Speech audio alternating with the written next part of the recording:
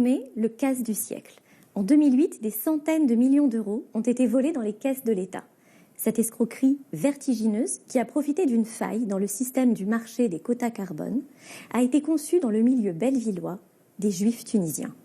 C'est ce que raconte le livre Enquête de Xavier Giannoli, parce que bien sûr, on voit bien quels sont les ingrédients de cette affaire qui peuvent exciter le public, des petits escrocs qui arnaquent les plus grands cerveaux de l'État, du luxe, de la volupté, même des meurtres non élucidés à ce jour. Et nous reviendrons sur tous ces éléments-là au cours de l'entretien. Mais avant tout, je voulais vous dire que quand j'ai lu votre livre et quand j'ai vu la série donc qui en est tirée, ce qui m'a frappé au fond, c'est que j'avais le sentiment qu'on était plongé dans une histoire juive.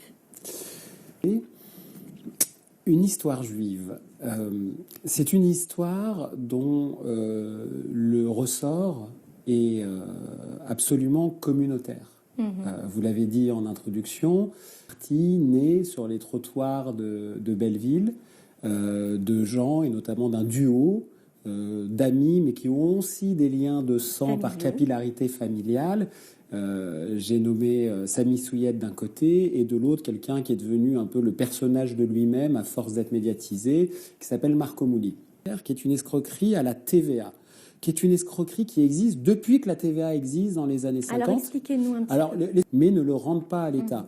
Sitôt que la TVA a été inventée, il y a un escroc célèbre qui s'appelle Joseph Joanovici qui a créé l'escroquerie à la TVA dans les années 50 et ça lui a d'ailleurs valu une fuite en Israël, puis son extradition à la demande des autorités françaises. C'était aussi un homme très connu qui a donné lieu à beaucoup de littérature et même une BD et même des téléfilms parce qu'il avait été soupçonné et condamné pour avoir commercé avec les nazis pendant la guerre tout en étant, lui, juif ashkénaze, originaire de l'Est et de Russie.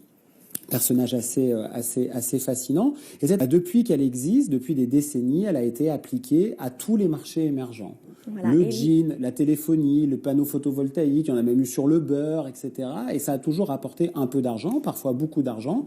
Puis quand est arrivé le marché, la bourse au quota carbone, alors là, ça a été la corne d'abondance. Justement,